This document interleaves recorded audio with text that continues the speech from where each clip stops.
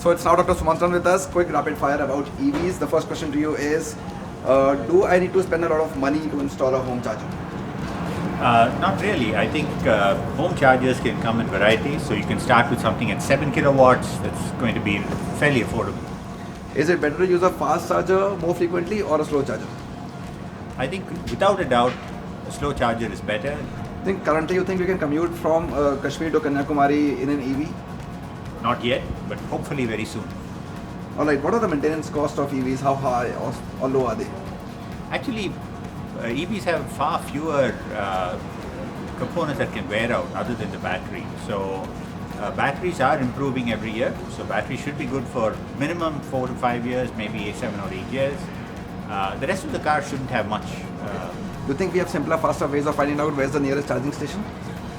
Oh, I think today apps are going to show up everywhere, and all it's going to take is take out your smartphone and find the nearest charger. Do I need to charge my car to 100% all the time?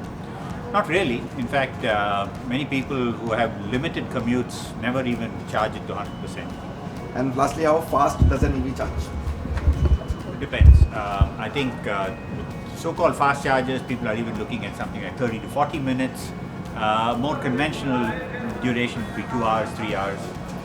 The slower charges would be 6 to 7 hours. Lovely. Thank you so much.